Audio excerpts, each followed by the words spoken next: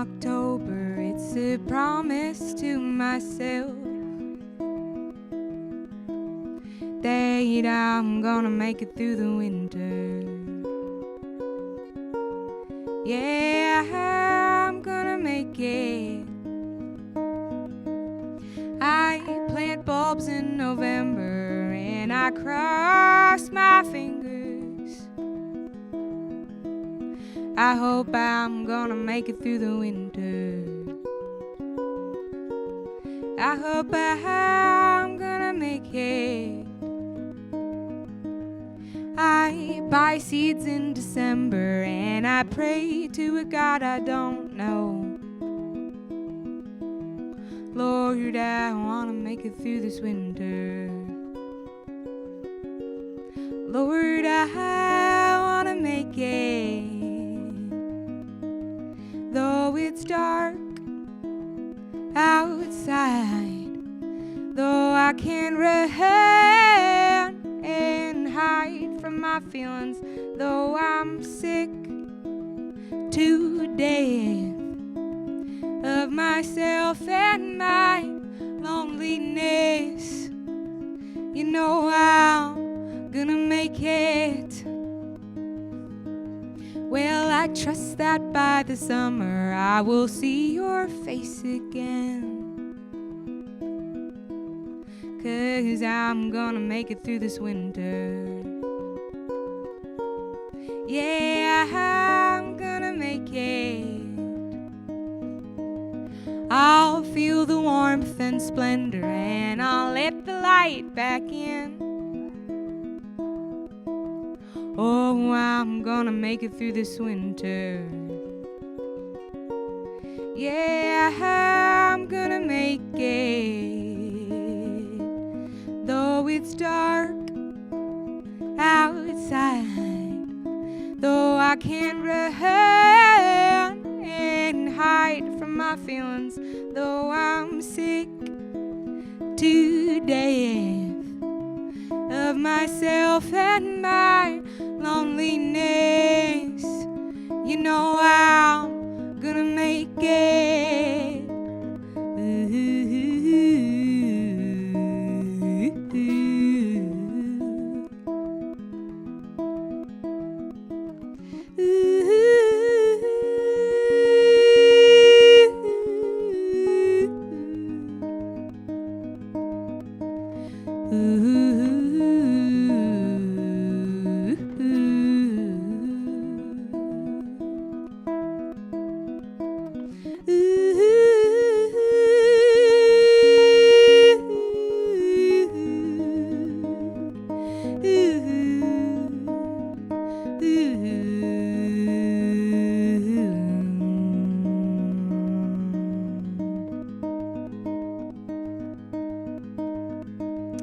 Hi everyone. My name is Naomi Westwater and I'm a singer-songwriter and a poet, and I'm so happy to be here opening for this event tonight. This song I'm playing is a song I wrote called Bulbs, and it's about how bulbs are a prayer that we're gonna make it through the winter, because we plant them in late fall and we wait all winter to see if they will come up. And this is the part of the song where I'm hanging out on E minor, and I like to think of it as the long part of the winter. Because right now, it's January, and you're probably thinking, you know, winter's been great. It's January, and I did pretty good. But then February comes. And then March. By March, you think, oh, it's spring, but it's actually not spring. The majority of March is still winter. And so you're just in that place, waiting for the bulbs.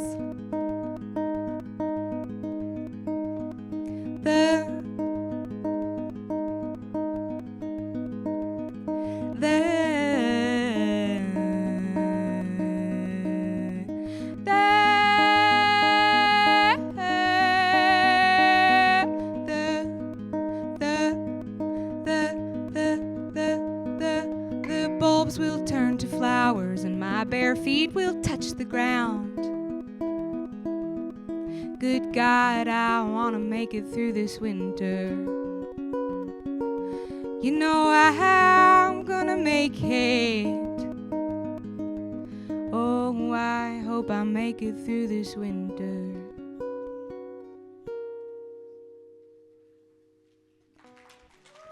Thank you.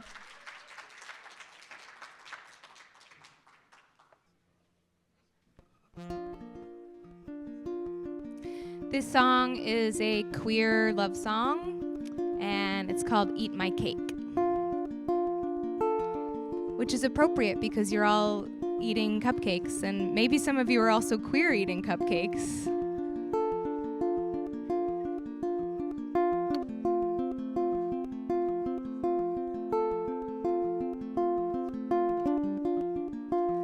I want a friend who turns into a lover.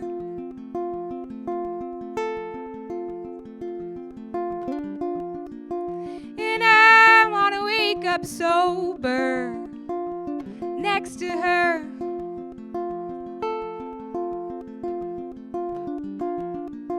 And I don't want to explain myself to anybody's mother.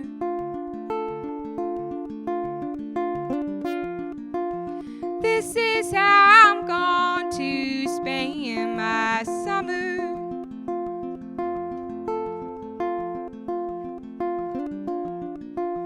I want my husband and I want another.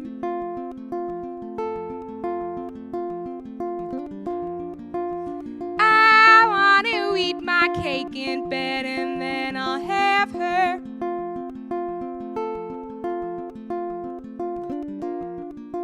And I don't want to explain myself to anybody's father.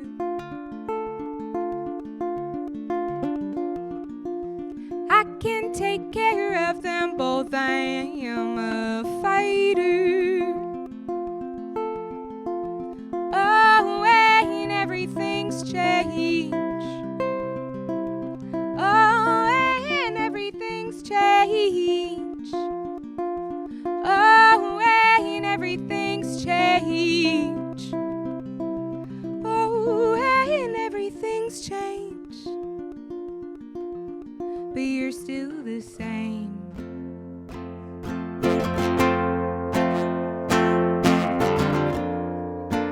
I wanna take my man and gal down to the seaside. Ooh, hang out with the other queers and we won't have to hide.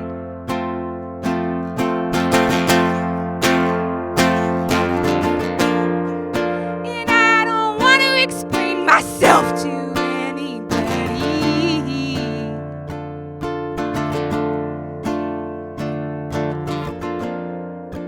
This is how we're going to expand our family.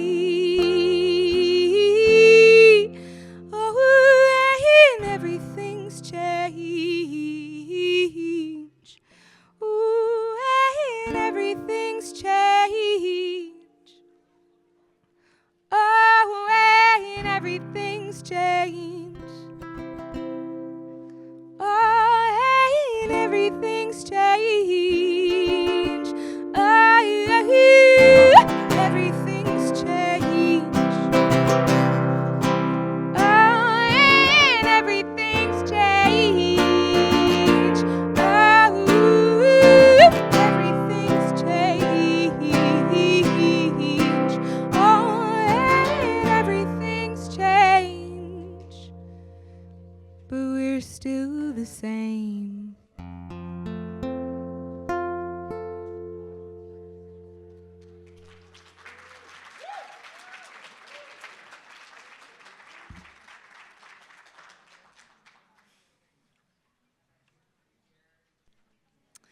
I've been working on a record for the last 3 years, and it's called Cycle and Change, and it's finally coming out in May, which is very exciting. Thank you. And this month on the 28th, the title track, Cycle and Change, is coming out. And the whole concept of the record is that constantly we are experiencing both those two things, change and cycles. And so spring always comes, but every spring is different. And we see these cycles and themes that come in our lives, but we change and we approach them differently each time. So this is the title track called Cycle and Change.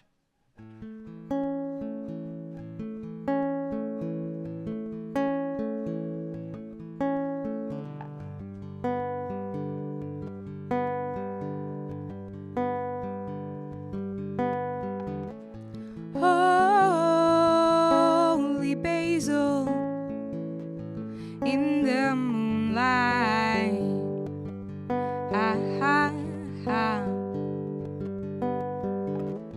Who are you to tell me I'm not right?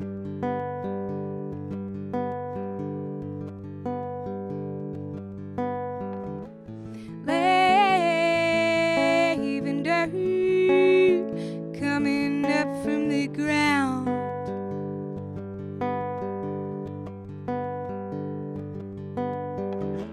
Signs of spring are out, you know we should all be out. But everything is cycle and change. Everything is cycle and change. Everything is cycle and change. Everything is cycle and change.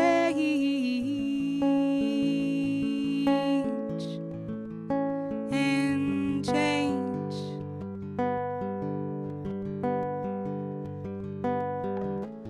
Peony for my grandma.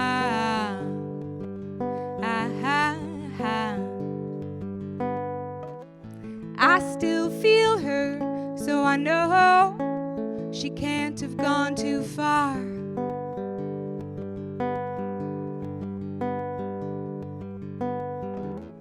Dandelion growing up in the cracks on the street.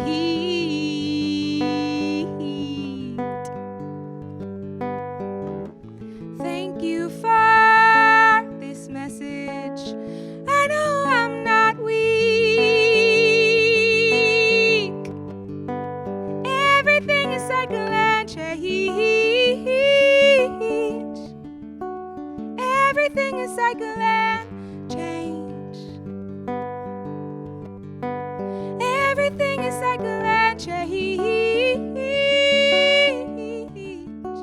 Everything is cycle and change. And change.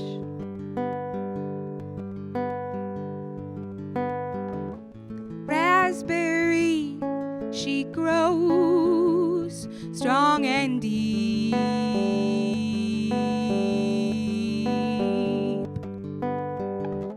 It's the lesson that I know, 'cause she taught me.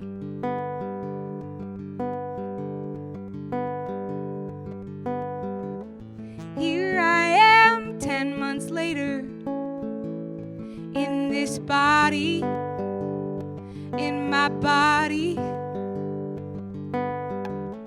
I am well now. I don't even know me. Everything is cycle and change. Everything is cycle and change.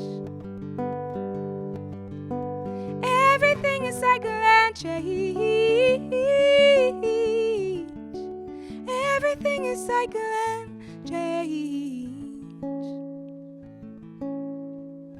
Oh, and it's change. It's change. It's change. Ooh, ha, ha, ha.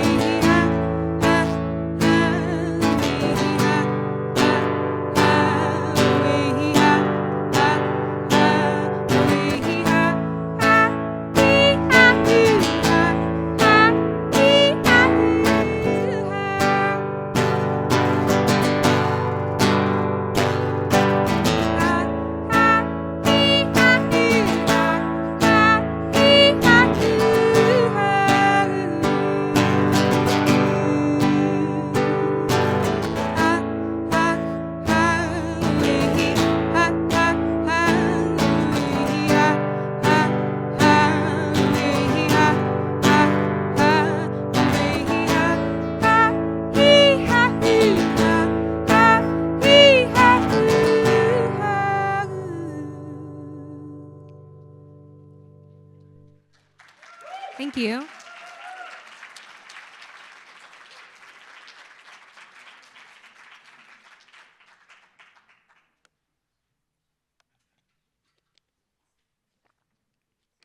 Tom, how are we on time? Okay, wonderful. I just had a really very special and privileged experience. I had a month-long artist residency in Orcavo, France, in the month of November with 25 other artists, and it was just an incredible experience to just do art for a whole month. And as you all might recall, November was the election. And so it was also a very strange time to be in a foreign country with a bunch of strangers. And I think that one of the things that happened for me with this election was grief and sadness, because it felt like, as a Black woman, a rejection of my identity from my country. And I am Black and multiracial, and my mother is white, and my dad's mother, my grandmother, who was Black, died when I was very little. And I was thinking how much in that moment I really wanted a Black mother to tell me that I was still lovable, and to validate the experience of Black women in this country. And so I wrote this song, which is a song of longing and also a song of joy, of Blackness. And it is called Black Mother. And it's still being written, but I thought it was appropriate to share it with you all today. And thank you all so much for listening. My name is Naomi Westwater. Thank you.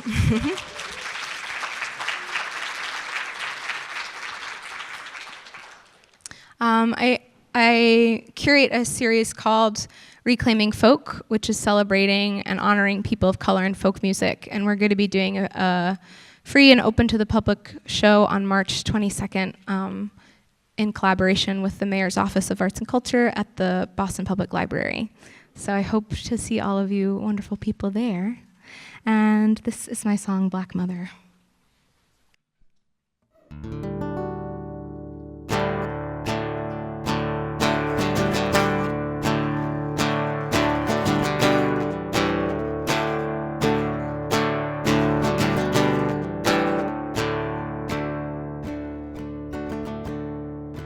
When I was a little girl, I wanted a Black mother to come and braid my hair, Black curls in her Black fingers,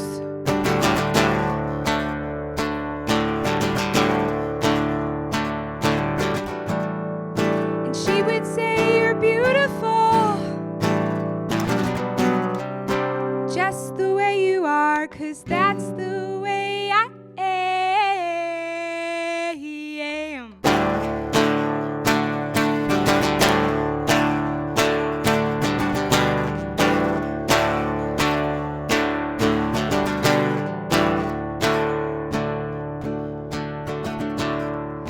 And when I was a teenager, I wanted a Black big brother to keep me under his protection, teach me slang, and let me play his biggie collection.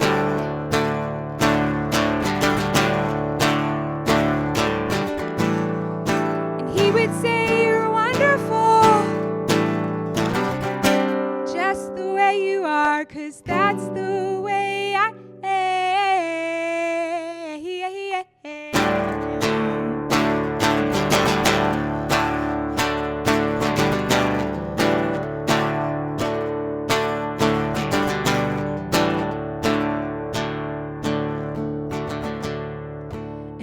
hit my Saturn return.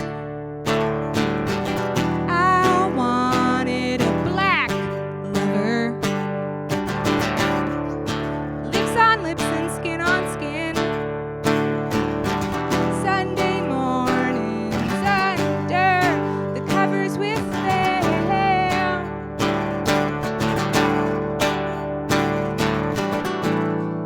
and they would say you're joyful, just the way you are, 'cause that's the way I am.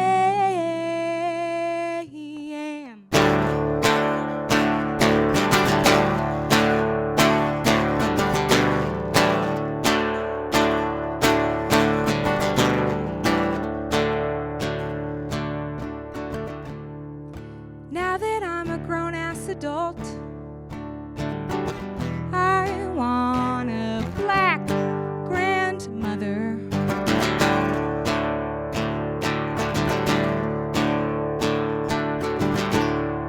to teach me where I came from, recipes and stories about the ancestors.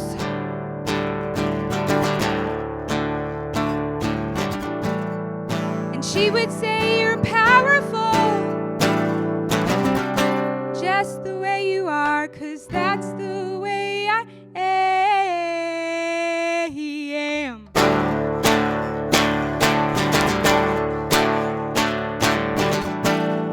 And she would say you're powerful, just the way you are, 'cause that's the way we are.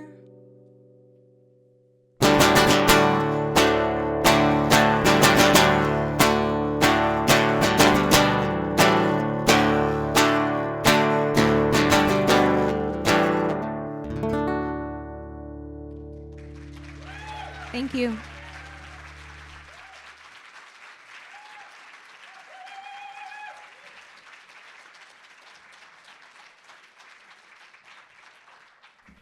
Good evening. All right, y'all must not know me. I've seen so many beautiful faces here to celebrate Porsha this evening, and one of the things that she does amazingly with her poetry is a particular call and response. So we're gonna start over. Good evening. Good evening. Thank you. And before we go any further, can we please offer a robust round of applause for Naomi Westwater.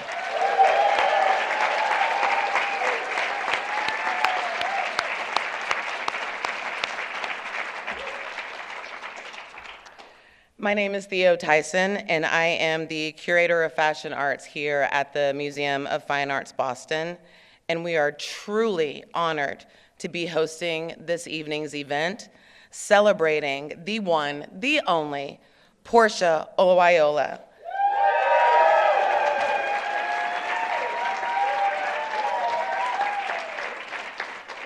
Particularly her service as the City of Boston's Poet Laureate, because we're gonna get into some of the other stuff she does a little bit later.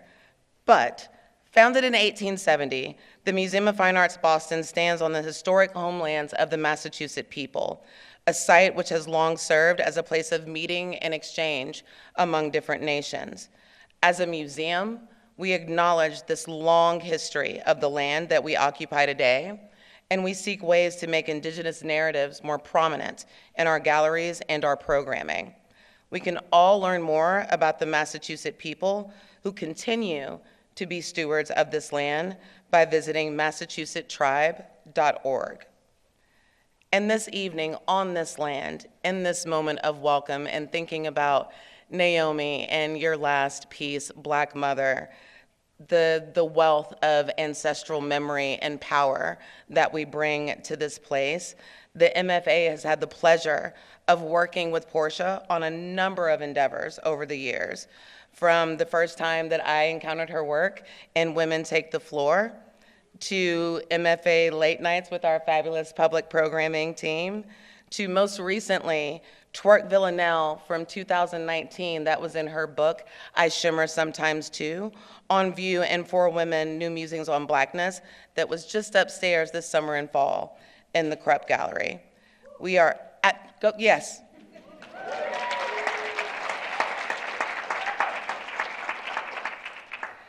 We are not only thrilled to mark this time with Porsha, but we're all privileged to have enjoyed her time as Boston's Poet Laureate. She is light, she is love, she is a poet, she's an activist, she's an author, she's an entrepreneur. Dorchester, JustBook-ish, shameless plug. And as we are here today to celebrate her, we are also looking forward to celebrating all of her future endeavors. And with that, it is now my pleasure to welcome Kenny Mascari, the Interim Chief of the Mayor's Office of Arts and Culture, to the stage.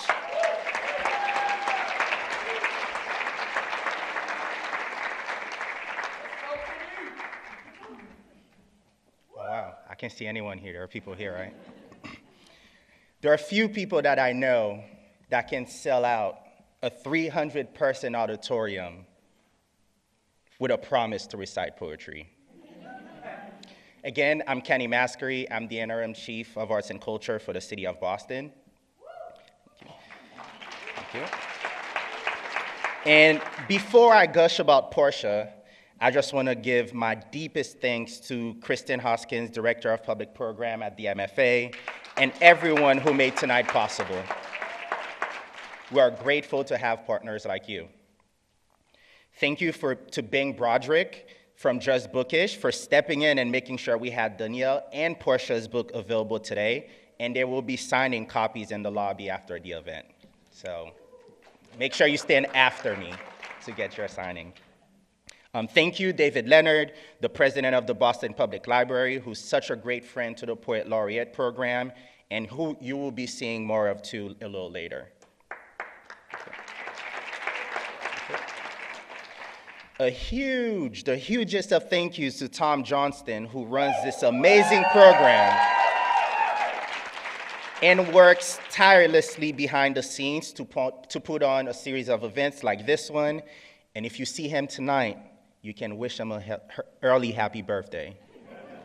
He won't like it, but. I've had the pleasure of knowing Porsha and stalking her on social media before we formally got to know each other, and I've been a huge fan since. I attend events that I'm surprised by their reading, and I can say as someone who is not originally from Boston and not a Celtics fan, the poem about Bill Russell really made me shed a thug tear as a Lakers fan. We're so lucky to have had you bless and illuminate the city with your words and your truth-telling, Porsha. And, you know, as you guys probably have heard, the mayor just gave birth last week, so she isn't able to join us in person, but she did want to share some words with you. So, someone can play the video. For the last 6 years, Porsha Olayiwola has loved Boston's streets and shops, parks and people the way she knows best, through language.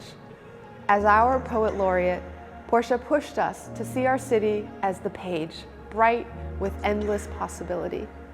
She's kept alive the stories and the legends that make our home so special, from the revolutionaries who dreamt of a free city and a free country, to all our residents throughout history who dedicated their lives to delivering on that promise in ways big and small. Her words have drawn our attention to the spaces outside ourselves and reminded us that we belong everywhere, from the People's Palace to City Hall to the small businesses that our residents in every neighborhood visit every day. Porsha's poems recall the endless, incredible life of Boston, reflect the familiar and inescapable rhythm of Boston, remind us that it's community that truly makes Boston, Boston. Not only has she written our city and our people into more vivid life, she's created space for our communities to join her in doing so themselves, opening a space dedicated for stories in the heart of Dorchester. Porsha, thank you so much for forever changing what we mean when we say the city of Boston. We can't wait to see where your words and heart will take you next. As the Poet Laureate, Porsha has accomplished so much during her tenure. I know you're here to see her and other poets, so I'll give you just a few highlights of her many amazing accomplishments. From creating the Boston Youth Poet Laureate program, founded the Roxbury Poetry Festival, has mentored numerous emerging poets in partnership with the Boston Public Library, co-founded House Slam at the Haley House Bakery Cafe in Roxbury, and now Porsha is a professor at Emerson College, and recently, like we heard, opened JustBook-ish, a literary gathering space in Fields Corner, Dorchester.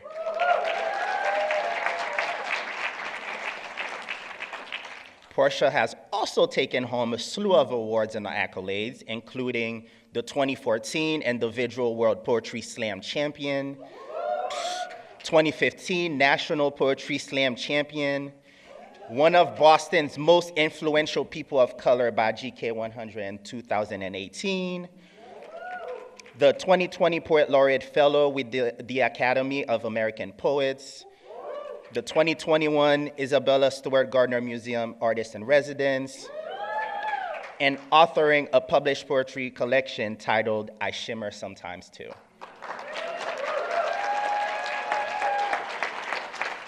Porsha, you have literally rewritten the story of the city that we all love, and we're so grateful for you to have served as Boston's Poet Laureate.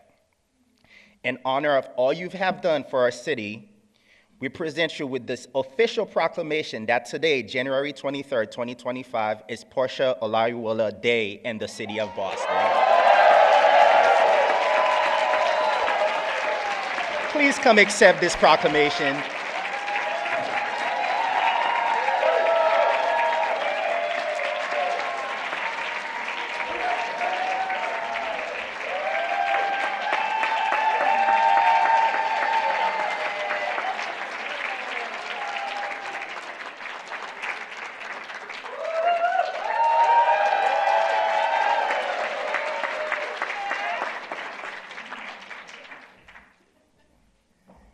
Got a few more hours of your day, just letting you know.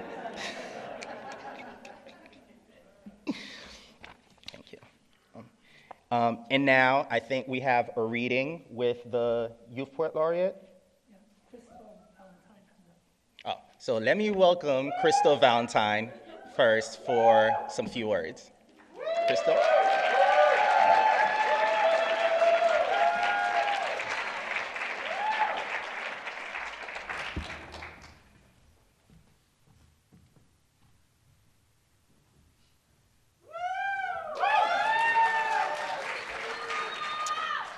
Oh, thank you.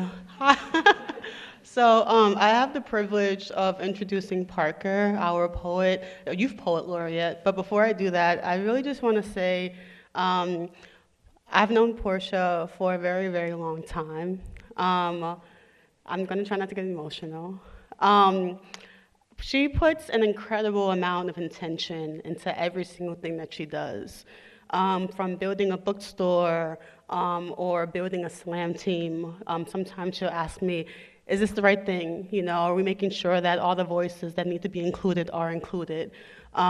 So in addition to all of the incredible, accolades that you have had these past couple of years, I really want to thank you for also, making Boston, or trying to at least make Boston a sacred space for Black women, for Black queer women, for individuals that live outside of the gender binary, and for the slam community. Thank you for putting Poetry Slam on the Boston map. Yeah. And thank you for being a partner in crime, a friend, and my wife. Thank you.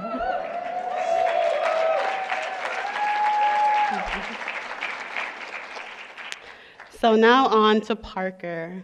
Parker Vincent Alva is a student. Yeah, we can give it up for Parker as well. is a student and writer from Boston, Massachusetts. He writes poetry and prose centering on the intersection of desire and identity, a 2023 YAP Team Fellow, and a third Youth Poet Laureate of Boston. He aims to increase public appreciation of literature and push the boundaries of what's possible. When he's not at his desk, you can find him destroying his kitchen trying to bake. So I first met Parker when I was on the selection committee to determine the next Youth Poet Laureate, and I was really excited to meet him because during the first round of interviews, everyone on the committee kept raving about this kid and his suit. Like, he had this incredible, incredible suit. So when I finally got a chance to meet him in the final round, yes, the suit was incredible. The poems were even more incredible. And, for the record, the suit is not why he was selected as Poet Laureate. But it's really nice to have a Youth Poet Laureate with some style. And I got to know Parker better after he became a member of SWAMP, which is a weekly teen spoken word workshop in mass poetry that I am the director of programming for. And over the summer, I actually co-coached his youth team that went to Brave New Voices. And there, Parker and the team and myself got to bond over sweet and sour twin snake gummies. And we tried pickled flavored cotton candy for the first time. I don't recommend it. There's this running joke between Parker and some of the mass poetry members about his capacity for empathy and kindness. He is a theater kid, and sometimes theater kids get bad reps for kindness. But in case Parker was ever, doubtful, his kindness does lie in his honesty. He isn't afraid to tell anybody when something's wrong, and in the current political climate, that's very important, to tell people when they are wrong.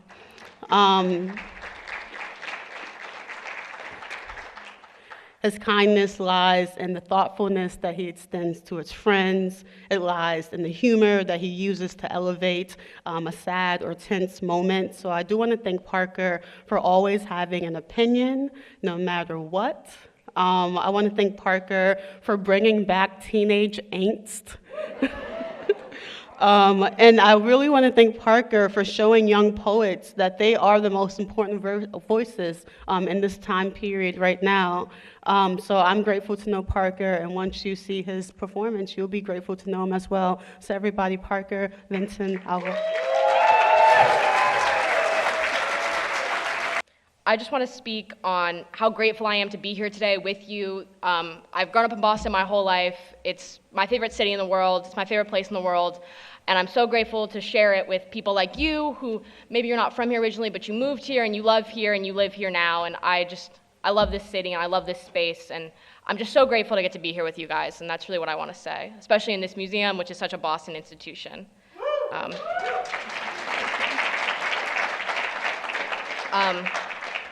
I have one poem for you guys today, and it does borrow from a poem from another poet called Dinner with Jack by Megan Fernandez. It borrows the structure of the title and the ending lines. I hope you like it.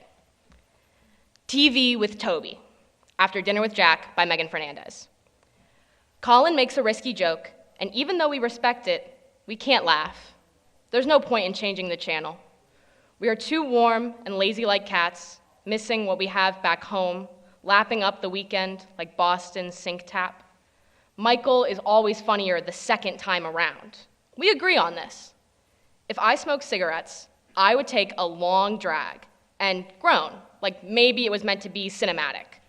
It's a good shot, but maybe not a good story, he says, and we don't look at each other. We begin to get bored. We think, of course, that we have better ideas than what's on TV, but can never seem to fully articulate them. I want to tell him I missed him, so I reach out towards the TV and tell other Michael that I am laughing so hard. If we smoke cigarettes, the flame would be harsh against the edges of our thumbs. I know the word, but not how to use it in a sentence. A man on the street asked if we were brothers. I resist the urge to say called, trying to see things from newer perspectives. The room is smoky, and we are reminded of a land burning. Across from me, Toby isn't moving. Maybe it's just me now. In the distant skyline, Sarah and I, we see the world not now reflected on a screen.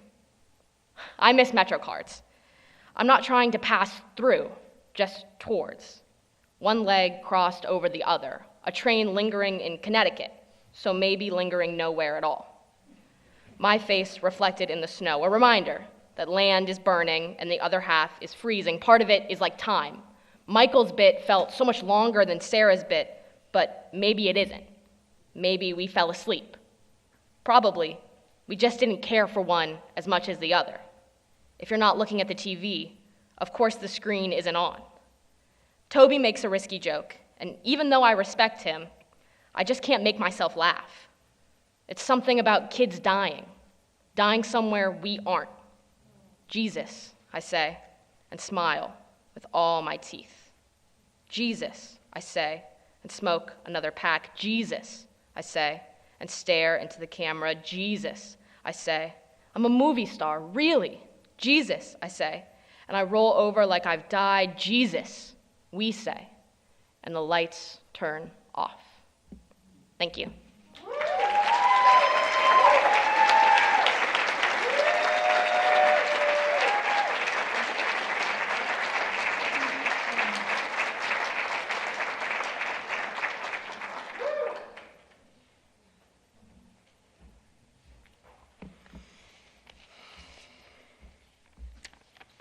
Good evening. I'm going to take a note from Theo. Let's do that again. Good evening. Good evening. I'm David Leonard. I am president of the Boston Public Library, and we have been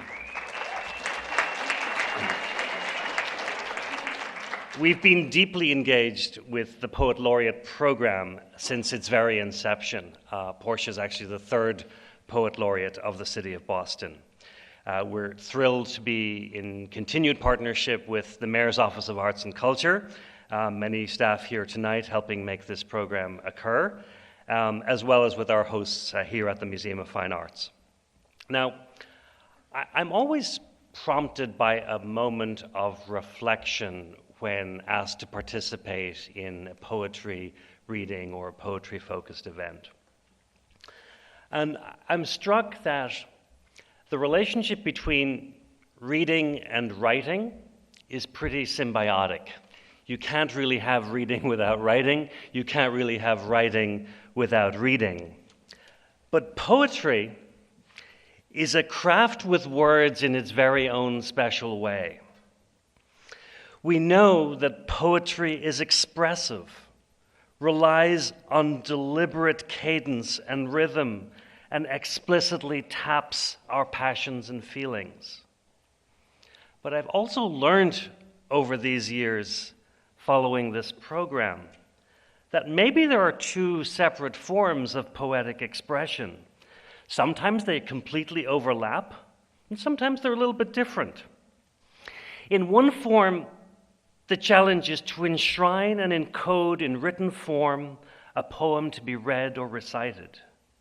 In the other, it is to burst forth into spoken word, uttering a form of musical pacing with words on their journey from the start of the poem to its end, existing uniquely only in that moment.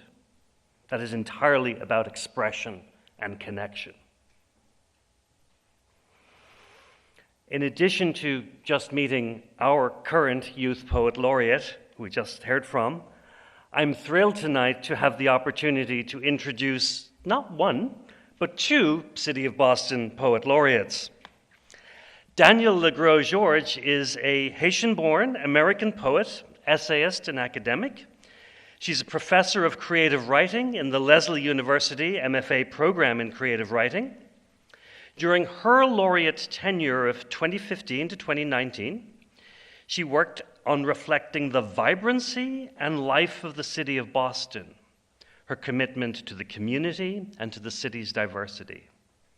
My personal favorite moment was, of course, her creation of a poem to mark the reopening of the Central Library in Copley Square in 2016, which actually continued a tradition going back to Oliver Wendell Holmes in 1895. So, now, please welcome to the podium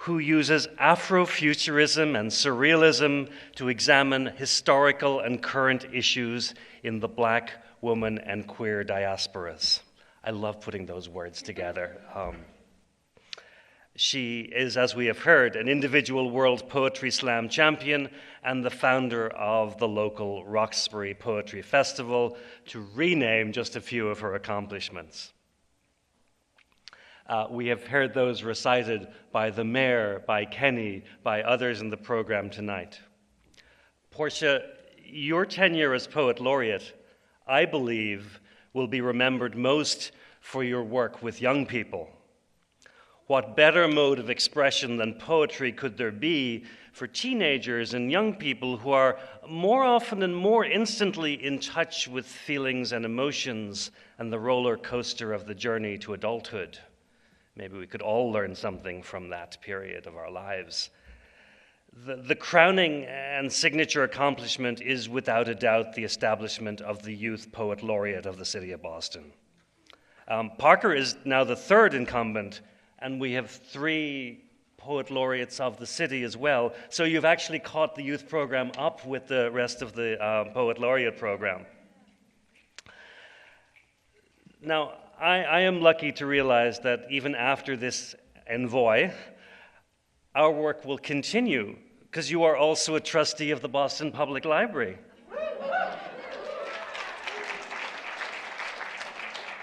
And not to be outdone in the sphere of books and reading, as we have heard, you with Bing have co-founded your very own bookstore in the heart of Dorchester. But not just about books, and although I understand it's very intentionally curated, very carefully chosen words, it is also a literary gathering space, because books not only open our own imaginations, but they connect us to other people. Your lists of poems, publications, accomplishment, others have done justice to this. I will not re-recite the list. It is substantial. And so whether it is playing with palindromes and freeing verse, Porsha's work continues to push the boundaries of both poetic form and content. And so now, to deliver her envoi, please welcome to the podium the outgoing, 3rd ever City of Boston Poet Laureate, Porsha Olayiwola.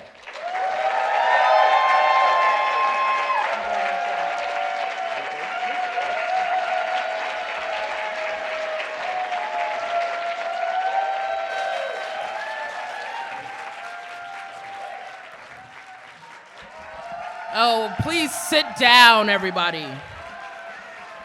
Sit down! Don't make me cry!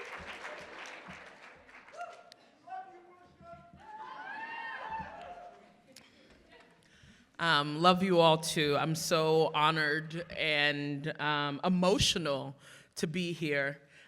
Just really quick thank you to Kenny for that intro to the space, Naomi for your music, Parker, Theo, Christine, Danielle, David, Tom, thank you so much. And obviously, thank you to Crystal. I want you guys to know that she is okay. But I unfortunately am not signing books after, and you can imagine why. We actually both fell at our wedding, so it's a part of our love language. I'm starting this set of poems with an epigraph from Saidiya Hartman, in which she states, "History is an open wound." That's where a lot of my poems are situated. I oftentimes joke with people that I'm like stuck somewhere in the middle passage, because I just spend a lot of time thinking about it. It's, the work that I calling on my ancestors have placed me in, and what I spend a lot of time thinking about, which is also to say this is content warning for violence against Black folk, queer folk, alongside a variety of other folk, unfortunately. This first is an Ars Poetica. I want to write a poem, and it could be about anything. But I'm sure no matter what I write, it will be about Gaza. It will be about an olive tree sliced at the stump. I want to write about the merciless red of an apple, how it listens in the light like blood, but I'm sure it'll just be a poem about Congo. Did you know there are children singing and dancing in poems, but none in this life I try to write, but I'm sure it'd be about Sudan or Chicago. I want to write a poem about the time I raced the sidewalk, or the double rainbow I saw with my lover one afternoon arched over the city of Boston like a prayer, but I'm sure the poem would unravel and rewrite itself. I bet it'd be about politics, politicking, about taxes or the election, damn the election, or the mass unmarked graves with bodies just like mine, buried, re-remembered, and forgotten to be unmarked. Oh, to be unmarked, and then to be marked, to be a marker. I want to write about the moon and the night she left the ocean for a city down south, sweet, sweet waters drowning up my page, but instead it's about the deluge. Instead, it's about the crisis of housing and the crisis of the police and the health crisis. Oh my, I want to write something beautiful, something devastatingly gorgeous, something devastatingly breathtaking, like maybe about the time my mother met my lover's mother, my two mothers, and they smiled and held hands and gossiped in the corner of the room like they were building a new world without worry, cheesing like two pigtailed schoolgirls on the playground up to the best kind of good.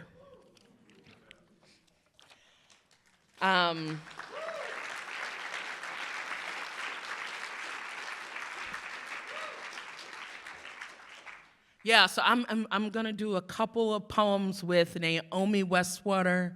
Make some noise for Naomi again. I guess what you should know is that usually I read from an iPad, and I printed everything out today, and I'm like, I actually can't see anything. So, the iPad, you can zoom in, but here it is. It just is what it is. This poem is long. And I just realized all my poems are short. They're they're giving you the things and then out of here. But I wanted to challenge myself to write a longer poem. And so I suppose we're all just writing this out. It is a counter-narrative, and that is to say that it retells or it imagines the story between two queer women during slavery, during the antebellum period, and more specifically, two queer women who met during the Middle Passage aboard the last ship that came over to the United States, which is called the Clotilda. It's after the poet Bridget Pegan Kelly. And it is called Song 1859.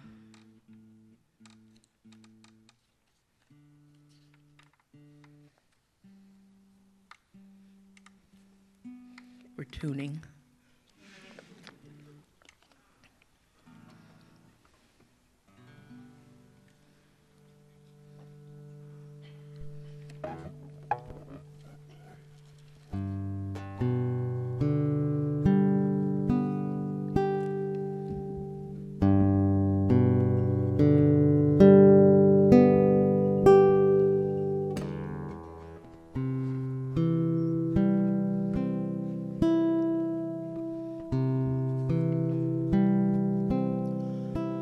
Song 1859. Consider there was a lover dangling from ropes in a tree. All summer, the lover hungered, and those who witnessed her hum felt a long, ringing ache rotting the canals of their throats. The hearers thought the hum came from a vengeful hummingbird or a childless mother, never being able to decipher the difference between the two. Whenever the singing began, the townsfolk sat entranced and stared off into the amber-colored walls of their homes. With summer waning, the lover swung side to side, and from afar, it looked as though the lover saw out into a mausoleum built of jagged stones, beneath which lay another songstress, who was the lynched lover's lover. Someone's son had murdered both women. It wasn't as clean as he had considered. The lovers fought and struggled hard like warriors, or as a goat would, and still, the son finished, flogged both women with a cowhide, and hung one in a tree and stoned the other in the town's circle. One lay stoned at the post, and the other, appended high hung from a tree. The mouth did not move, but the woman cried out for her woman. The lips did not part, but the lover called out for her love. They longed for each other, and the longing grew into mourning, and the mourning swelled loud and obese between them until it pulled a ballad right from their sockets, and the ballad flew toward the other like a cast of bees. The lovers sang loudly at first, and then lightly, long and low, until winter entered with a darkness that would freeze the land, and with frost came silence. The hymn stopped. The women beloved each other. The women belonged to each other. The taller, named Tilda, and the plumper, Sweet Bess. Sweet Bess was given the name in spite of the sweat honeying her skin. Tilda was namesaked from the vein of the ship. Cotilda was a hold in which the two women, not then lovers, were held and hauled. The women lived shacked at far ends of the plantation, and each moon, half, full, or otherwise, Sweet Bess would flock the night like a seagull or a sparrow or an arrow to spend her slumber with Tilda. The lovers held and hummed. Love called out for her lovers. The hymn was martial and longing, a warrior's chorus, a lover's lament. It was this lament that first led them to each other within the hold. The ship was black, wet, and rang with many tongues to detangle. And because this was so, Tilda, in order to speak her grief, sang so sweet it soured the ears of the captain and crew. Messy, messy Mackeride, messy, messy Mackeride.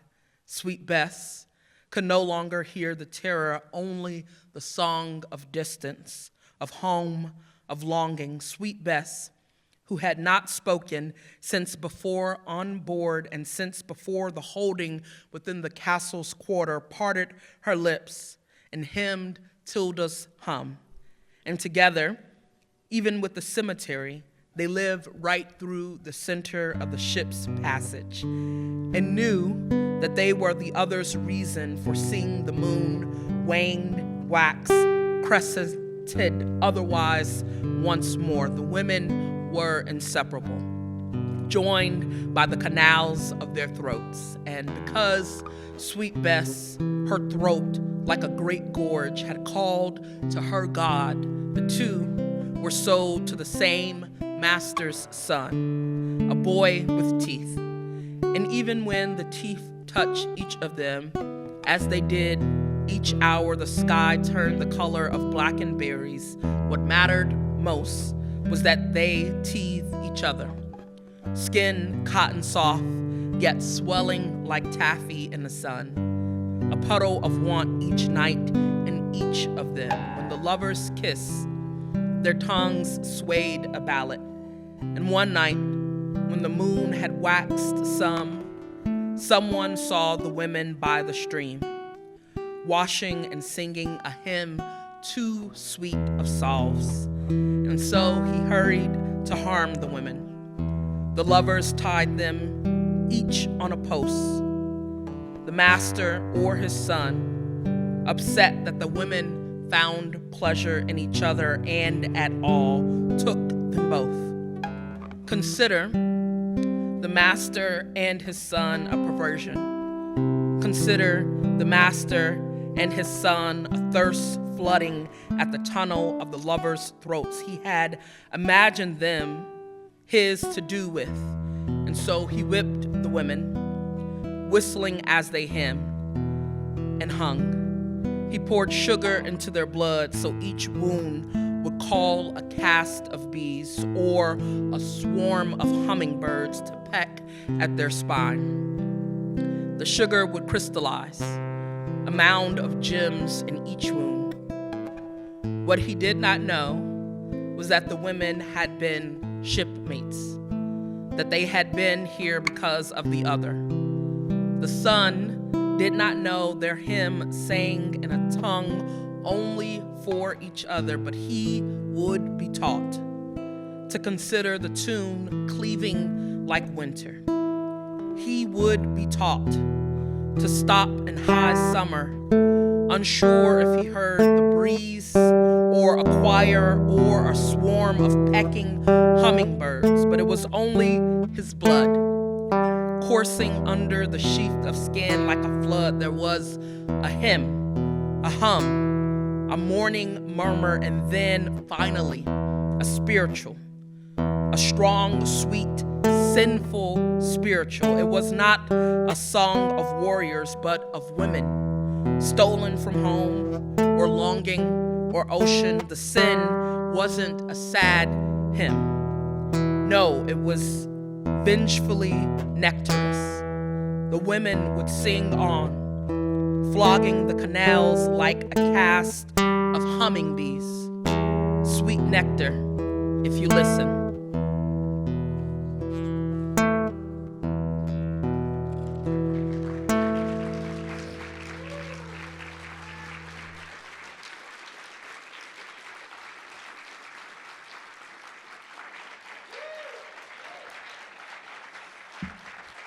Make some noise for Naomi Westwater.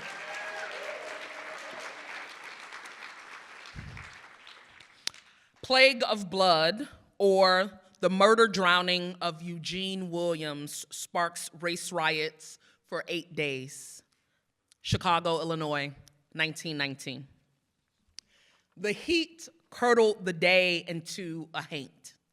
All the boys, whether white or black, paddler or swimmer, shriveled if left too lonely in the sun. Eugene had a look as elegant as wildflowers sprouting in places they shouldn't be, and he swore, like how all Chicago niggas swelled, there ain't a wave the ocean carried that Lake Michigan couldn't coil.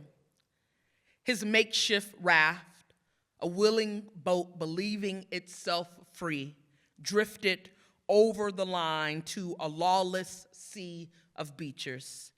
Men with hunt-heavy eyes, a pair of hands paler than sand, hurled a rock and opened Eugene's skull like a clam. Eugene, hardly holding breath, holding on to float on a railroad tie, all around him a scarlet halo, his insides outside, dyeing the blue of the lake with the bursting summer sunset.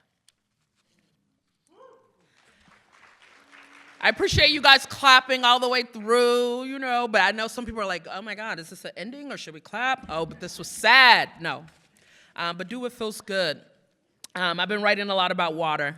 That's what I've been writing about, if you can't tell, and more specifically, these sites of survival, resistance, and violence in the context of the Black diaspora at the intersection of water, and then also tangling that with queerness. This is a poem about Whitney Houston. It begins with an epigraph from Whitney Houston at a pre-Grammys party in 2012 that reads, "Yes, Jesus loves me. Yes, Jesus loves me. Yes, Jesus loves me, for the Bible tells me so." And it's called "The Bathwater Answers for the Drowning of Whitney Houston." There are gods who command sin of saints like a lover who expects a creaky bed and a soundless woman. There are women who demand their gods offer salvation like a garden snake entertaining a girl blackened with boredom. And then there are spirits who, like me, crave the body hymning of sacrifice and sacrilege. She came cracked cartography among porcelain, a congregation, a habit slithering the veins, alone with too many gods beckoning the kneel. All she required was a womb to glide her into unmemory. People get it wrong. I do not kill, I carry. She had already given the ghost over like a wedding diamond, and I vow waiting, warm, wanting, drunken chariot, accidental baptismal, rolling her up to be with our Lord.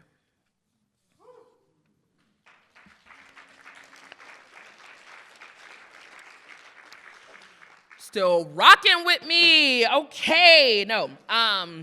So these next couple of poems, I'm like slightly obsessed with form. I think about it entirely too much. But this poem is a contrapuntal, which is to say I'm gonna read it down this side, then I'm gonna read it down this side, and I'll read it across. And again, I've been like obsessed with thinking about Black folks and water. This is about Rodney King, who, as we know, is like the first site of police violence that went viral, so to speak. And, you know, they went to the courts, and he sued, and he won, if there's a thing to win after that. And then some years later, he drowned in his swimming pool. And so I had just been really struggling with how to make a life after a thing like that, or if there is such a thing of getting over that kind of trauma. But the first side is called "Rodney King Mistakes the Deep End of His Swimming Pool for the Atlantic." Dry land ain't never been for Black folk.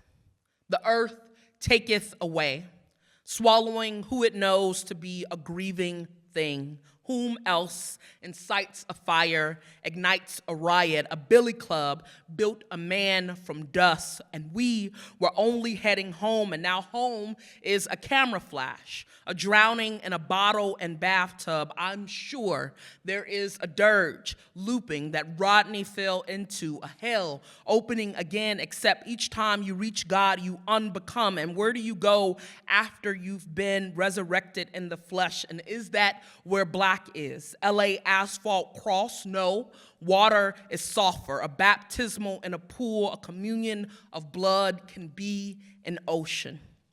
And 2, police brutality is a middle passage, is a flood. The water knows this. As a nigga cometh, so shall then a nigga depart. Ask the ocean, how many came by sea, by salt water has a perfect memory. So be it, all of us are trying to get back to where we came from. Rodney gave up the ghost like his daddy, both on Father's Day. There is a quote about lineage that doesn't quite fit, but no, not much fits nor opens except death, except think of this more as unborn. And where do you go if you are unborn? A womb? Backyard swimming pool? Is that holy enough? A hole at the bottom of the CCC? We promise we are always looking for a way home. And 3, a cross, which is called Rodney King mistakes the deep end of his swimming pool for the Atlantic, or police brutality is a middle passage, is a flood. Dry land ain't never been for black folk. The water knows this. As a nigga, the earth taketh away, swallowing who cometh. So shall then a nigga depart. Ask the ocean. It knows to be a grieving thing. Whom else? How many came by sea, by salt? Salt water incites a fire, ignites a riot. A billy club has a perfect memory. So be it, all of us are built. A man from dust. We were only trying to get back to where we came from, heading home, and now home is a camera flash. Rodney gave up the ghost like his daddy, a drowning in a bottle and bathtub, both on Father's Day. There is a quote, I'm sure. There is a dirge looping about lineage that doesn't quite fit, but know that Rodney fell into a hell opening again, except not much fits nor opens except death, except each time you reach God, you unbecome. But think of this more as unborn. And where do you go after you've been? And where do you go if you are unresurrected in the flesh and born a womb? A backyard swimming pool, is that where black is? LA asphalt cross, is that holy enough? A hole? No, water is sulfur. A baptismal in a pool at the bottom of the CCCC. We promise a communion of blood can be an ocean. We are always looking for a way home.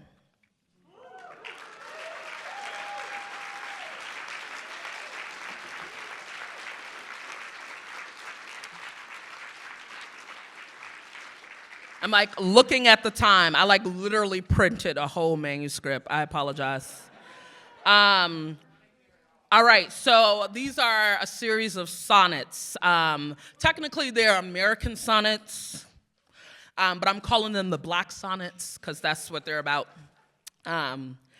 But, you know, I will also say we know that the American sonnet was invented in the 1950s by a black woman named Wanda Coleman. So shout out to Wanda Coleman. And I won't give you my essay. All right. This first American Black American sonnet is about Lake Lanier, which has been said to be this haunted lake in Georgia because it used to be a black town, right? A thriving black town, and then they filled it with water. And people argue that it's haunted. It has the most disappearances. But I was watching TikTok.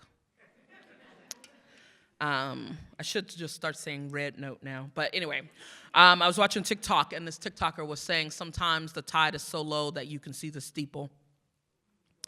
And I guess maybe that's what the poem is called. I'm still trying to decide. Sometimes the tide is so low, you can see the steeple.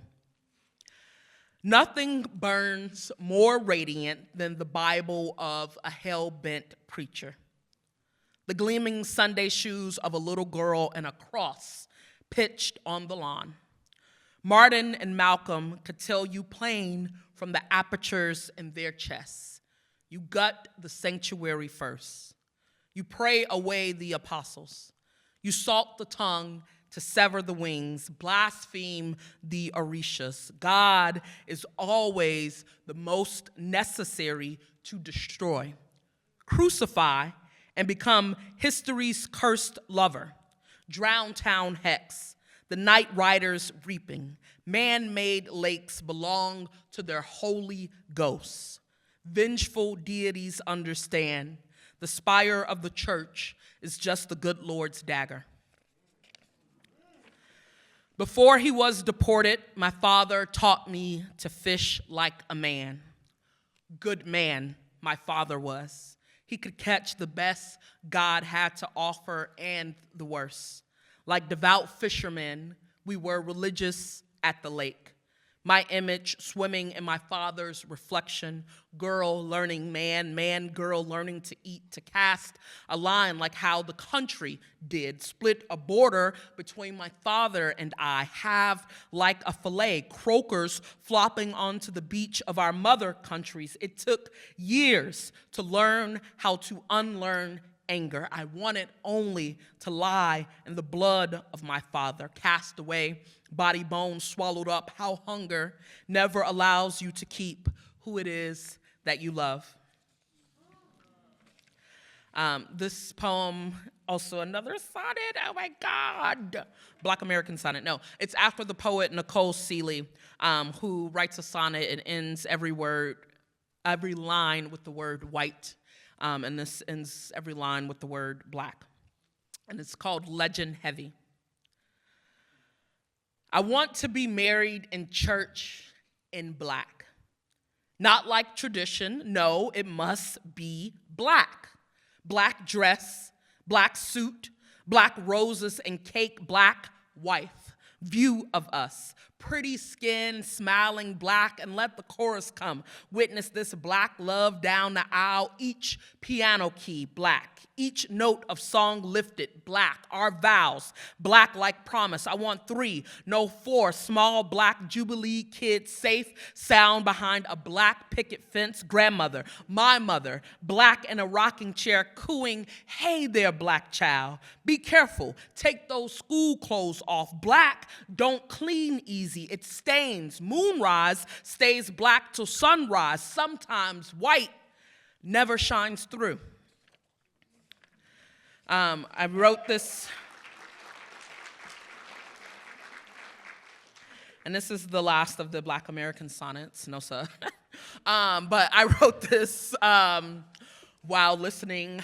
I hope none of my students are here. Show yourselves. No, I wrote this during my students' final presentations. But you know, it was like poetry reading. I felt inspired and I just started writing.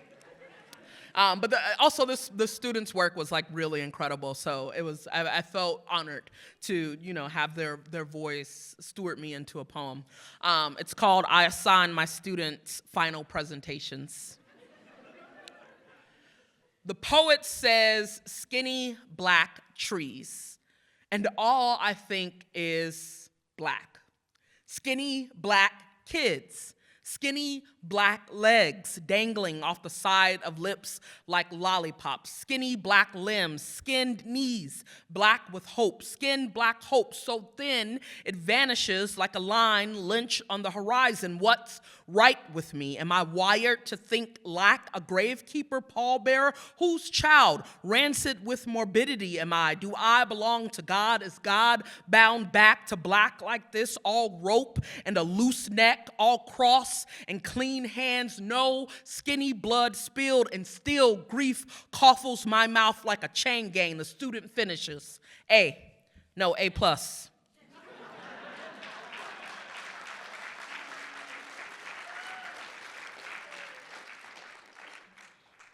Speaking of students, I'm teaching a new class this semester. I'm like, why are you guys letting me do this? No, but it is on race and resistance in literature and film, but we started with Barbie yesterday, and so I kind of went down a little like spiraling research around comedy, just the notion of comedy and Aristotle's theory on comedy. And these next 2 poems are dark comedy, which, you know, I'm theorizing now. I'm like going into this whole other page, which is like the combination of tragedy and comedy, which I think is just interesting in and of itself. More to come, I suppose. Who? It's like I'm in class. No, I'm just kidding. All right. No, keep it going. It's good. I get it. You're like thinking you're Naomi. No, I'm just kidding. Okay. The joke. A dyke walks into a bar, and the bartender asks if she wants to liquor. a dyke walks around the world and the joke is on her. A dyke comes out the closet and all the mouths cackle. All the hands pick up stones. All the mothers bury their daughters. A dyke does nothing, holds up the wall at a club, and all the femmes still ask this hoe's name. All the straight women lean in, all the lips part, singing a dyke praise in the temple and the sanctuary sprouts eyes, and the walls grow teeth. A dyke cracks into a smile on a TV sitcom and doesn't outlive the season finale. A dyke finds solace in another dyke's arms, and just kidding, the joke is still on her. A dyke stumbles into a white queer party and no one sees her. No one can unblend the nighttime from the girl. A dyke drinks a beer at a gay bar and a gay man grabs her ass, reminds her that what is hers is not. A dyke brings a date to the family reunion and they both get hung from the family tree. A dyke waits for the bus and never makes it home. A dyke grinds on the dance floor and bullets bring her knees to a buckle and she falls out dead with laughter. I'm so black. Once I fell down a hill and someone yelled, "Mudslide." I'm so black. I got home, turned up the lights, and all the roaches sang out, "We are family." I'm so black.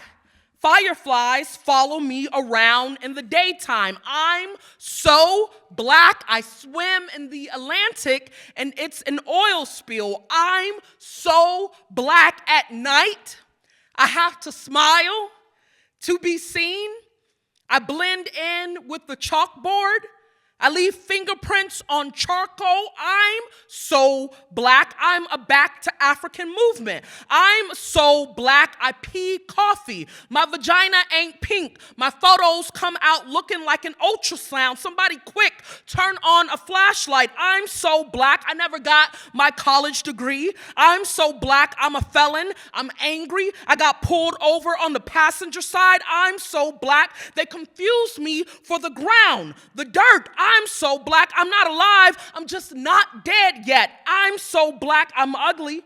I'm so black. I'm ugly. I'm so black. I'm ugly. I'm so black. I'm ugly. I'm so black. The moon is rising.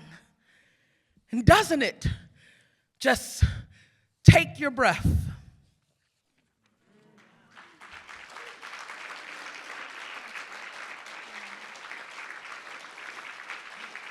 They're giving me the signal. They're like, wrap this up. No, I'm just kidding. Okay, all right. So I'm going to just close on 3 more poems. But I talked to Christine. She said it was okay. She said the museum does not close till 10. And I was like, you shouldn't have told me that. No.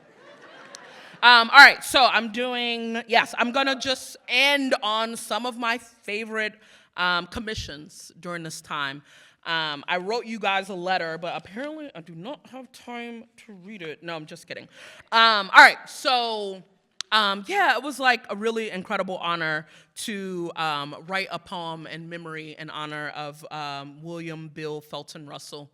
The NBA retired his number, and it was like just fascinating to really kind of dive into his life, to read numerous books all of a sudden, and to watch all these documentaries and really understand how incredible of a human being he was outside of just like being a basketball player, but like what he actually meant to the city.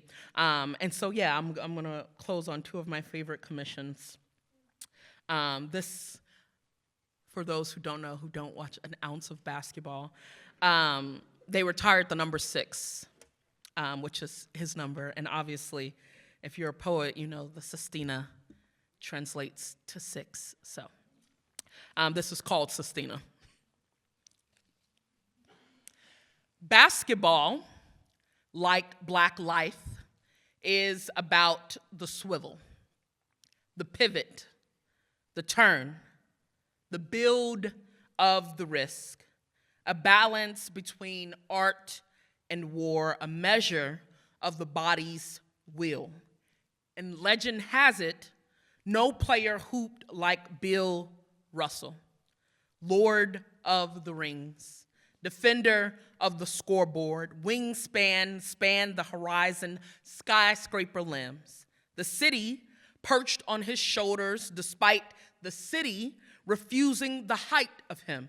He swiveled despite the fouling of his name. Bill, a man of his word and not of his sword, wrist was a wrath waiting at the backboard. Legend has it, he gave birth to shot blocking. He bodied anybody willing to sacrifice their body, bodyguard, center guard, on and off the court, in and out the city. Legend has it, he pinned the Celtics to the national boards. Rumor has it, Wilt Chamberlain had nightmares about his swivel. The story goes, he has more rings than fingers, more wrists to flick than what makes sense. Legend has it, Bill played ball on an empty belly, and so it goes. Bill grew hungry, ate in every game. If you purge the body, victory is born in the gut, the man born in the risk. I heard once he returned to the mayor a key to the city. He was a race man,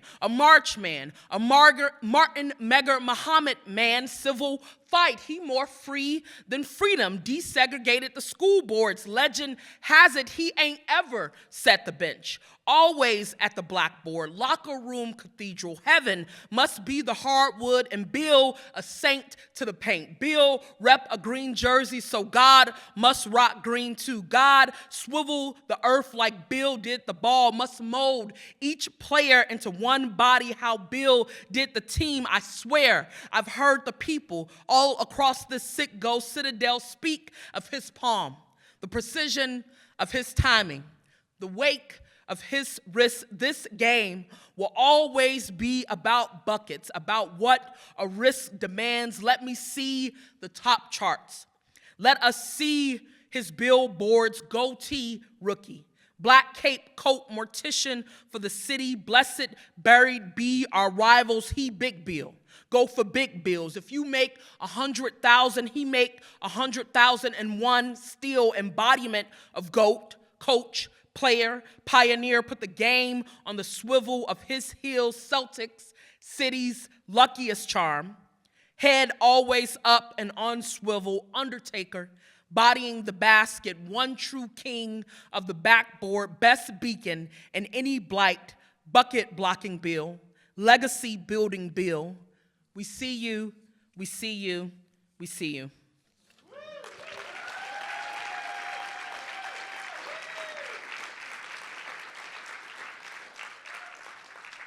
All right, before I do my last poem, sheesh, no, I'm just kidding. I just want to just say I'm incredibly thankful, grateful for, being able to serve in this role. I'm going to read this little letter because I'm just bad off script, and I didn't have a chance to edit it, and I can't see, so there's that.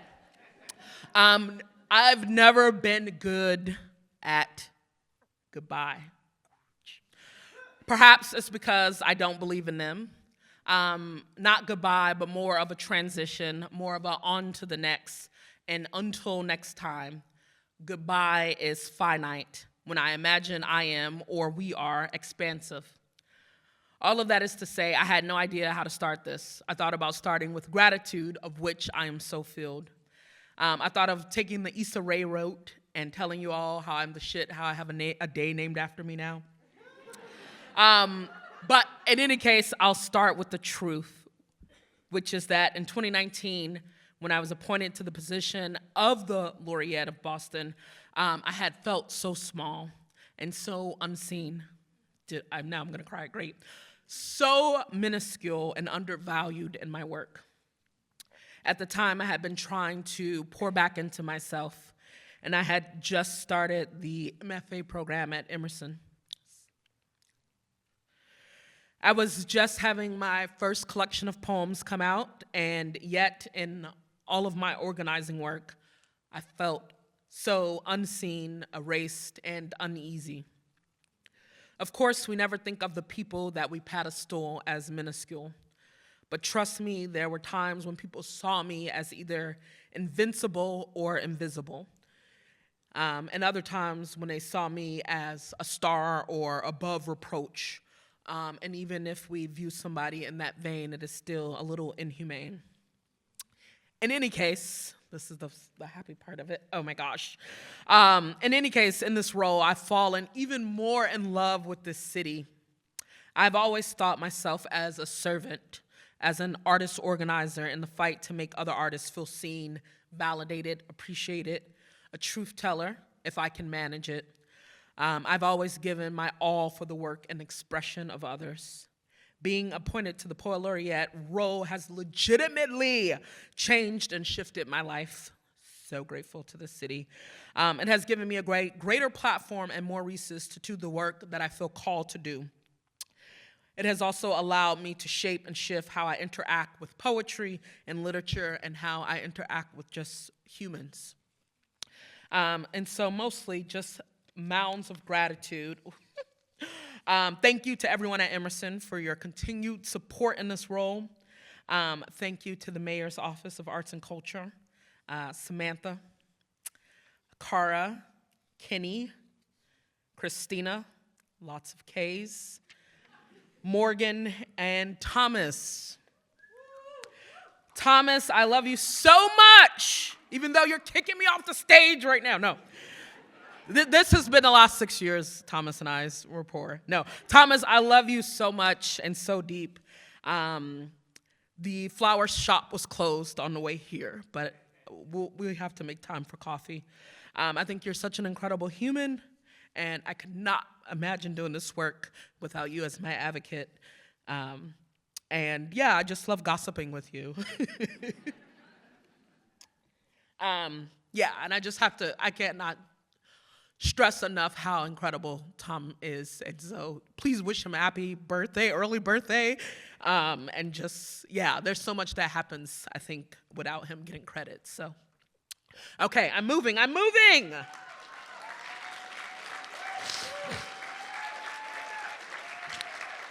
mean, these should really be credits at the back of the book. Tom is going to kill me. Okay, thank you to my wife, Crystal Valentine. I'm so grateful to be riding with you on this journey of life. Thank you for sticking with me and staying with me when I overwork myself. Thank you for being my last editor, my muse, and my favorite poet in the entire world. Thank you to my writing partners and my editors and my friends. You know who you are. Sam, Tati, Emmanuel, Livia, and so many other folks. Huge gratitude to Danielle and Sam Cornish for the legacy that I was able to build upon, I hope, and wishing love and a pathway for the future laureates. I also want to thank all of the mayors that I served under. I'll have you know I served under 3 mayors. But thank you to Mayor Marty Walsh, Mayor Kim Janey, and Mayor Michelle Wu, who has invited me in, who has made eye contact, who has given me several hugs, and invited me to have discourse at the intersection of poetry and politics. And then thank you to all of you for showing up here. I just want to thank you all. I'm immensely grateful to the city of Boston. People probably know this, but I'm from the south side of Chicago, and still found a home here. Always in my international, national travels, etc., I say that I live and I come from Boston, and I appreciate the city for holding me up in that same way and in that same light.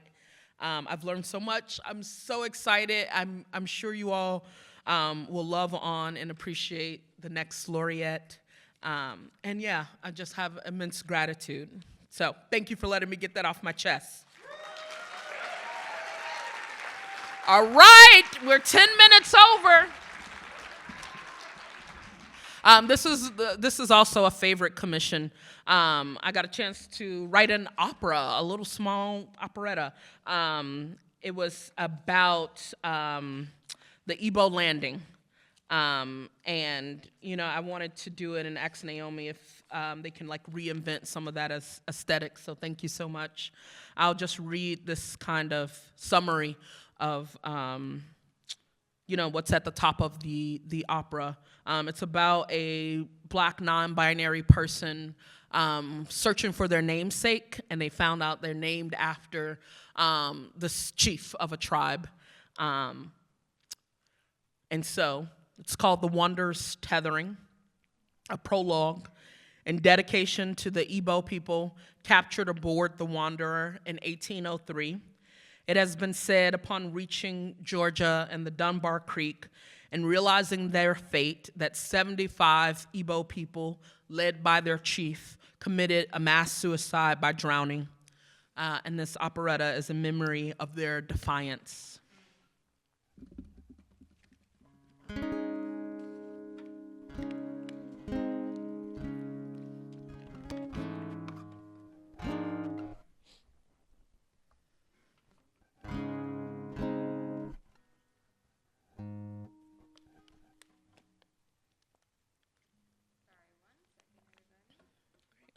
You're so great.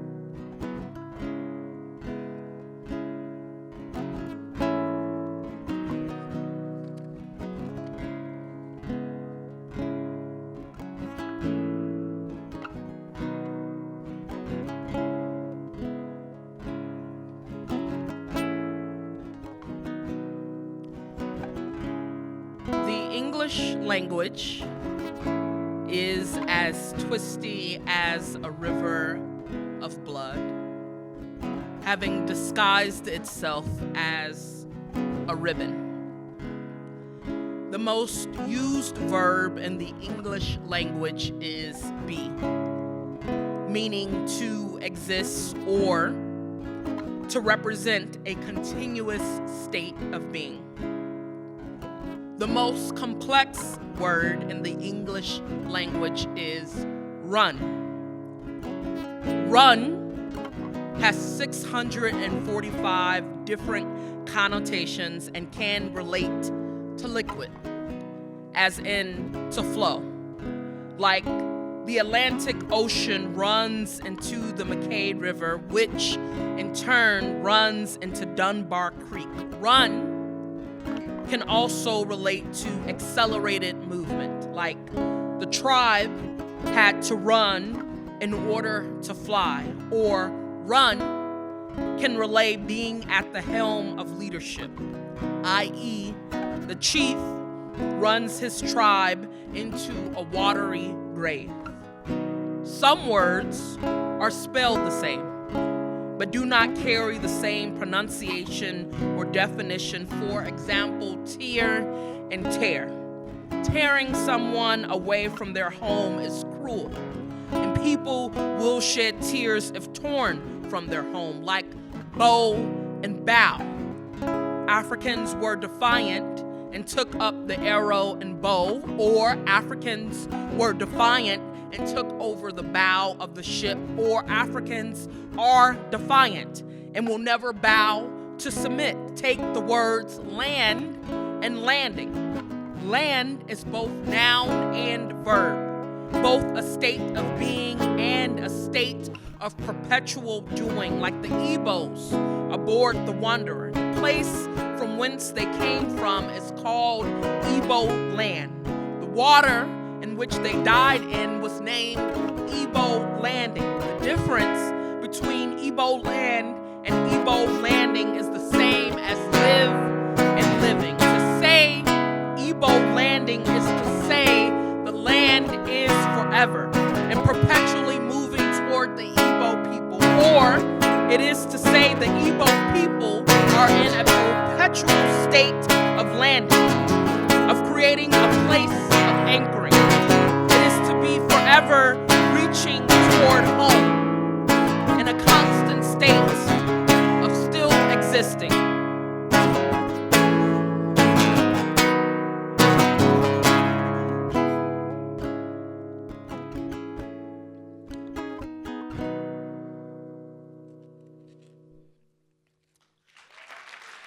Thank you. Thank you all so much for rocking out with me.